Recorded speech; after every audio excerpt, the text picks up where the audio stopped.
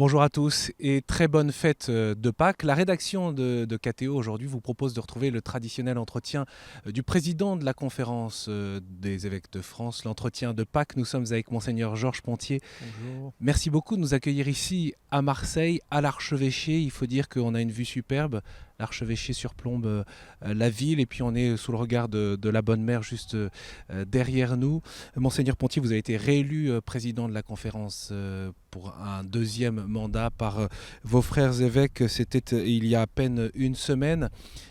Cette fête de Pâques, elle est marquée par l'épreuve pour l'Europe, pour Bruxelles, mais si on regarde quelques semaines, quelques mois en arrière, il y a aussi bien sûr Istanbul, Grand Bassam, Ouagadougou, Bamako, Tunis, Paris, Beyrouth, des villes meurtries par la violence. Il semble que les acteurs de la haine, les acteurs du chaos soient plus forts que les acteurs de la paix. En tout cas, ils font plus de bruit. Ils sont sûrement moins nombreux. C'est impressionnant, mais il n'est pas sûr qu'ils soient les vainqueurs futurs. On est dans un passage de fête éprouvant, euh, comme vous le disiez, dans une expérience de vulnérabilité qu'on n'avait pas eue depuis longtemps, en particulier dans nos pays, mais que d'autres pays dans le monde ne cessent d'avoir. Donc nous, on est un peu centré, c'est normal, sur ce qui nous arrive. Mais cette vulnérabilité, cette fragilité, nous avons tendance à l'oublier.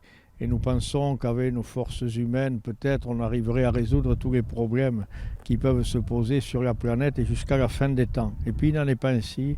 Et il n'en est pas ainsi même dans notre vie de pays développés, de pays aisés.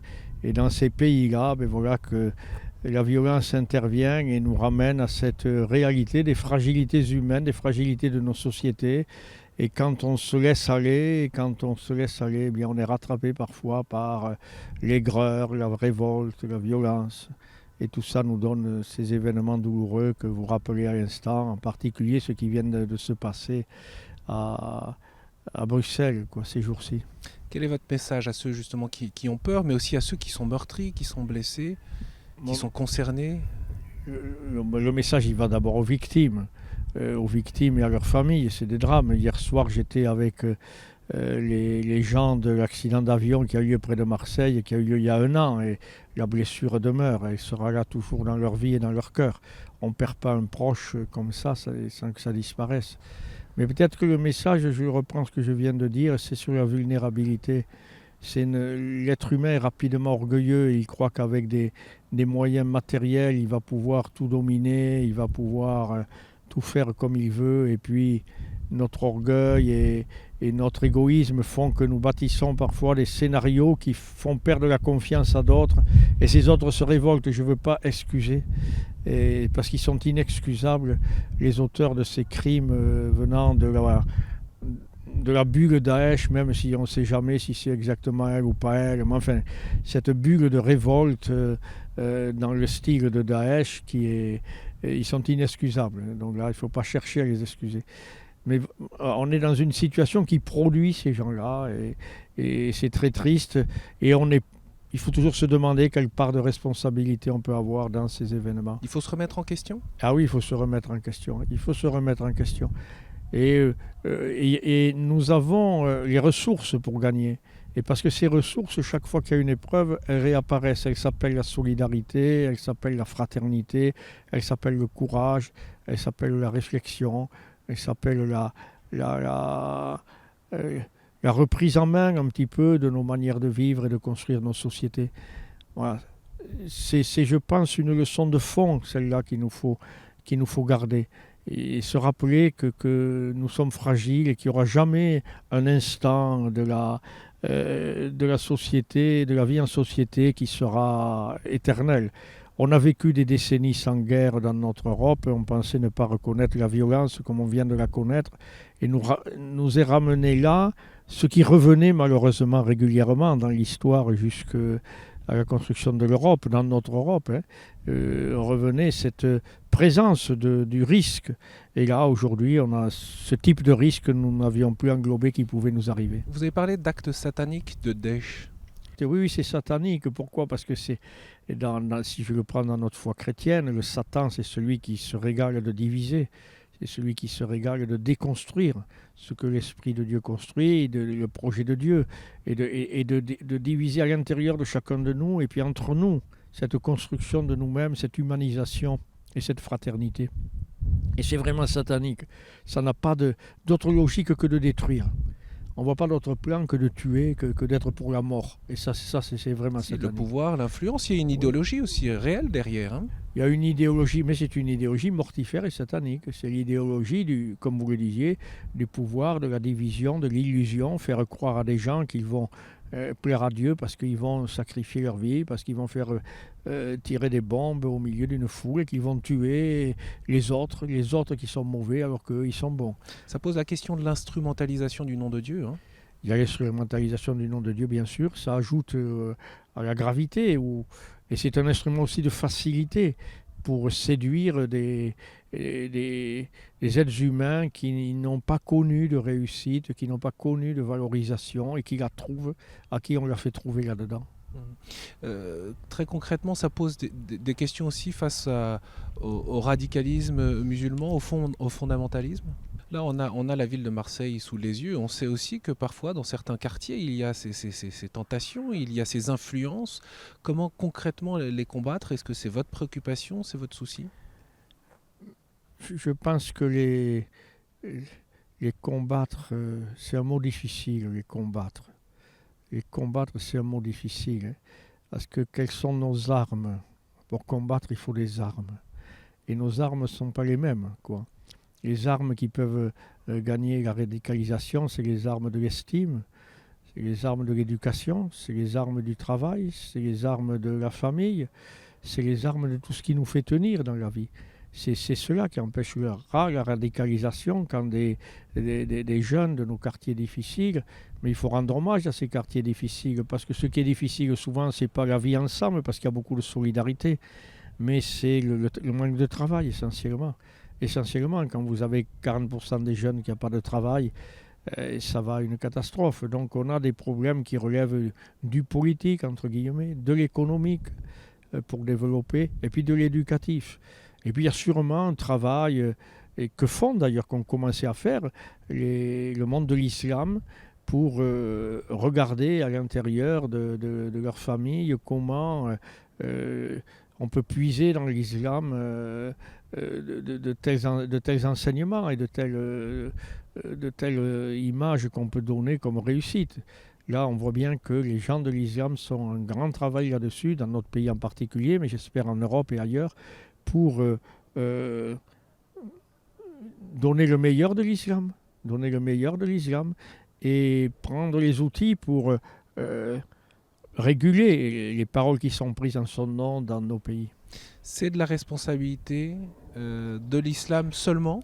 Non, de tout le monde. C'est de la responsabilité. Le plan économique, le plan politique, le plan familial, c'est pas que de la responsabilité de l'islam. Une société, c'est une société. Notre société est variée. Et nous-mêmes, nous aiderons les jeunes et les gens à ne pas se radicaliser s'il y a aussi une certaine proximité, si on ne vit pas séparés les uns des autres, si on ne projette pas un regard de peur, et si eux ne projettent pas un regard de rejet sur nous. Donc on est tous concernés par ce niveau-là. Plus nous arriverons à faire des activités ensemble, qu'elles soient sportives, qu'elles soient ludiques, qu'elles soient culturelles, qu'elles soient associatives, très important qu'on puisse faire ensemble des choses pour s'estimer, pour reconnaître tout ce qu'on peut s'apporter les uns aux autres. Il y a une vraie question sur la fragilité de notre identité même. On parle de la France, de l'identité, et de ce que cela veut dire d'appartenir à une nation, par exemple. On s'est posé ces questions aussi après le 13 novembre. L'identité culturelle qui peut nous permettre de nous structurer, c'est le relationnel. L'identité culturelle, on grandit dans un tissu relationnel qui d'ailleurs aujourd'hui évolue sans cesse. Le contexte culturel dans lequel j'ai grandi n'est plus le même dans lequel grandissent mes neveux ou mes nièces. Et donc même au niveau culturel, il y a une différence entre celui que j'étais à leur âge et celui qu'ils sont maintenant. Donc ça va continuer. Je pense que ce qui est essentiel, c'est d'aimer la terre où on est. Voilà, donc ceux qui vivons ici en France, il nous faut aimer cette terre de France. Ce qui n'est pas toujours le cas. D'où que nous venions de par ailleurs, Non, ce n'est pas toujours le cas. Il y a ceux qui voudraient supprimer tout ce qu'il a transformé depuis 20 ans ou 30 ans. Et cela aussi existe. Hein. Pourrait nous faire revenir à une homogénéité qui n'existe plus. Et puis, il y a ceux qui sont venus et qui n'ont peut-être pas guéri des mémoires de faits culturels dans des événements de l'histoire plus ou moins récentes. Je pense concrètement à la décolonisation, à l'époque coloniale, et puis à nos relations avec l'Algérie concrètement. Et là, il y a des choses qu'il nous faut vraiment gagner les uns et les autres et savoir qu'ici, sur cette terre de France, nous ne pouvons trouver une solidarité, nous pouvons trouver une identité que si nous acceptons sa composition d'aujourd'hui, si nous aimons son histoire, ses valeurs, et si nous voulons vivre ensemble et bâtir un projet pour vivre ensemble, dans cette diversité nouvelle qui est celle-ci. C'était marquant quand même après les attentats à Paris de voir ces Français chanter l'hymne national, la Marseillaise, et justement. sortir le drapeau. Oui. Sortir le drapeau et sortir l'hymne national. Alors après, vous savez, l'objet ne dit pas tout. Il faut savoir pourquoi je le sors et pourquoi je le montre. Est-ce que je le montre contre? Est-ce que je le montre pour? Est-ce que je le montre pour avancer ou est-ce que je le montre pour éliminer? Voilà. Tout est dans nos intentions. Qu'est-ce que nous voulons faire de ce vivre ensemble aujourd'hui, dans la France telle qu'elle est aujourd'hui? Et comment améliorer? Mais il nous faut aimer, chacun doit aimer. Chacun de ceux qui vivent sur cette terre doivent l'aimer, cette terre. Comment les chrétiens peuvent contribuer à construire la nation aujourd'hui, à la consolider, encore une fois, à la structurer peut-être, à renforcer cette identité qui soit une identité ouverte, comme vous l'avez dit? Pour nous, les chrétiens, la nation est relative. C'est-à-dire que nous savons que nous ne sommes pas que de cette terre et nous savons que notre nation, c'est la famille de Dieu et que Dieu nous appelle à une fraternité universelle.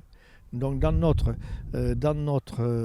culture, les chrétiens, nous ne pouvons pas avoir rien qu'une notion rétrécie de la nation. Et ça ne doit pas être un objet qui nous replie sur nous-mêmes. C'est une réalité qui nous permet de vivre un relationnel, comme je l'exprimais tout à l'heure, constructif et beau, et le meilleur possible, mais toujours ouvert, pas contre, toujours ouvert. Vous savez, il y a des gens qui veulent renforcer les frontières, hein.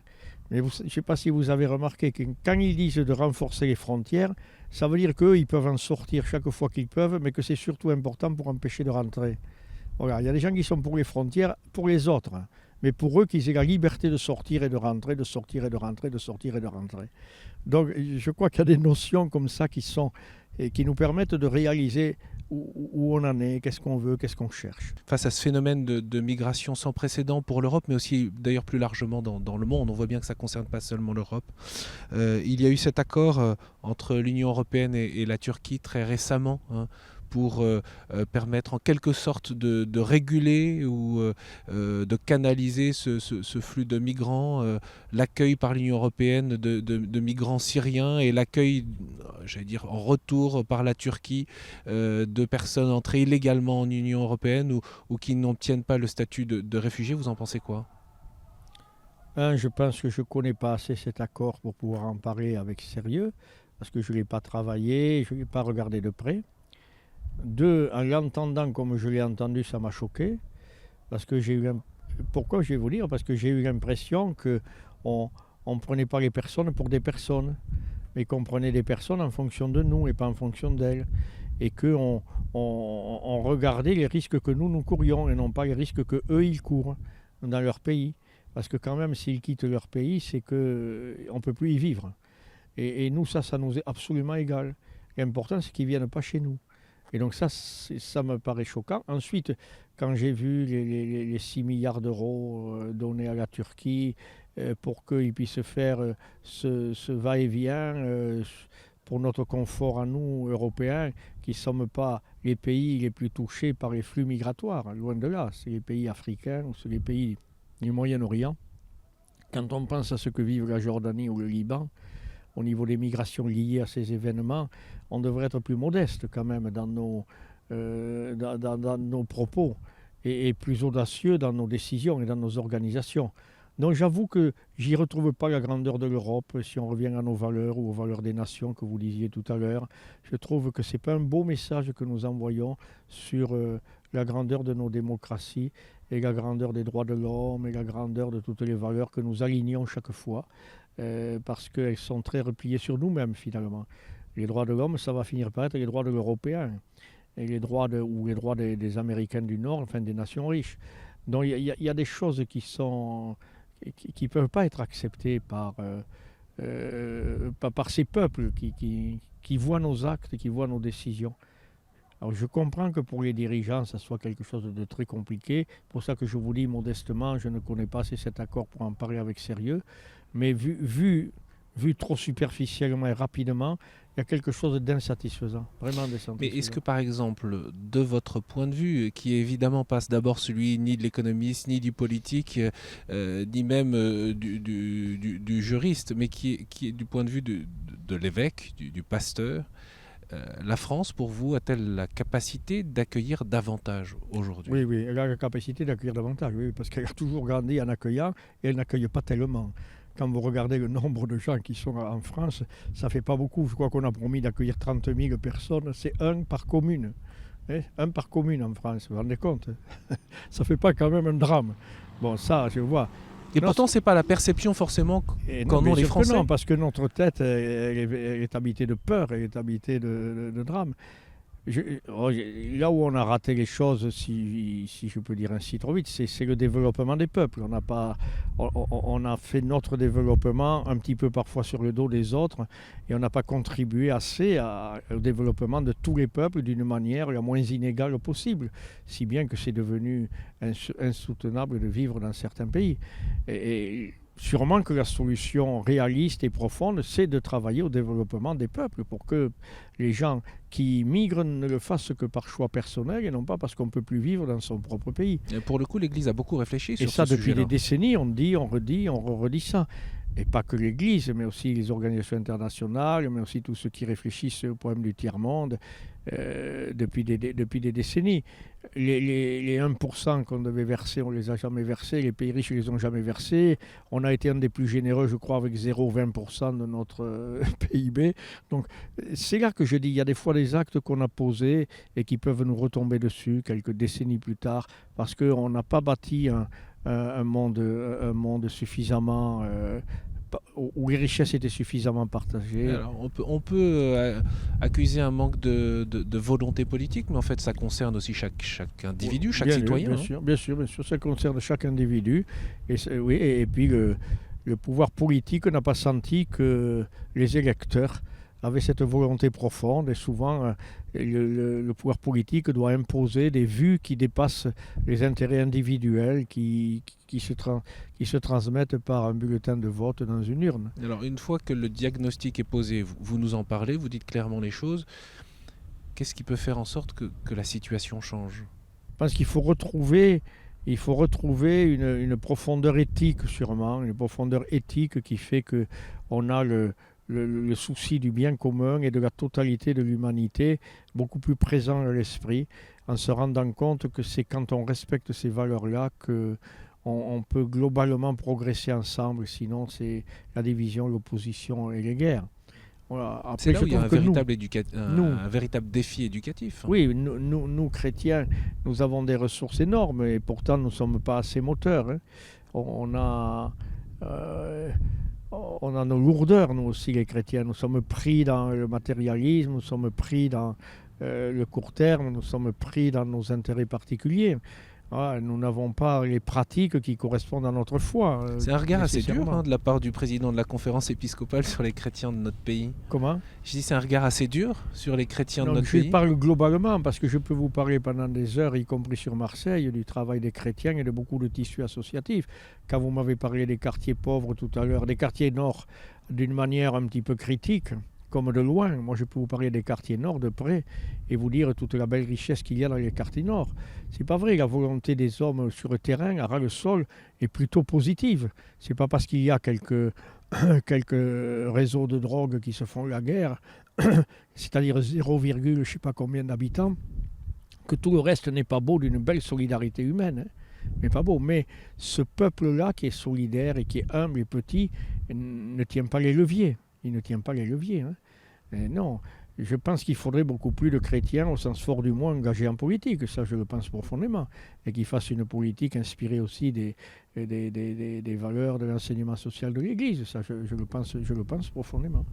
Monseigneur, avant d'arriver au terme de cet entretien, je voudrais revenir un bref instant sur ces affaires de pédophilie anciennes qui affectent le diocèse de Lyon. On a vu ce déferlement médiatique, notamment contre la personne du cardinal Barbarin. C'était en pleine assemblée plénière à Lourdes il y a 10 jours. Quel regard vous avez porté sur ce traitement par les médias et puis revenons aussi un peu sur le fond de l'affaire, sur ces affaires anciennes auxquelles les diocèses sont confrontés aujourd'hui. Ce qui est marquant essentiellement, c'est que la souffrance endurée par des victimes ne se déploie pas d'une manière que l'autre peut comprendre et connaître. Ce que je veux dire, c'est qu'on perçoit là que les victimes sont profondément, très profondément touchées par ces actes de pédophilie en eux, et d'un degré supérieur encore quand ils sont commis par des ministres ordonnés, parce qu'il y a aussi une blessure spirituelle qui atteint leur image qu'ils avaient du représentant de Dieu, et donc il y a quelque chose de dramatique, de dramatique. Ça, je crois que c'est quelque chose de très très fort. Et la société française, donc l'Église dedans, a pris conscience peu à peu de cette réalité de la souffrance des victimes. Les parents eux-mêmes, à une certaine époque, ne portaient pas plainte, parce qu'on pensait qu'on allait pouvoir traiter ça par l'oubli, ou par je ne sais pas quoi, ou en grandissant. Et puis, on ne disait pas de scandale aussi. Et comme pour les scandales, éviter les scandales et tout ça. Donc on avait une manière de le traiter qui n'était pas digne, qui n'était pas respectueuse en tout cas de ces victimes, et qui était loin de tout ça. Donc ça, c'est vrai que ça nous aide à prendre conscience de ça. Depuis 2000, un grand travail a été fait. Depuis 2000, un grand travail a été fait dans la société et dans l'Église en particulier.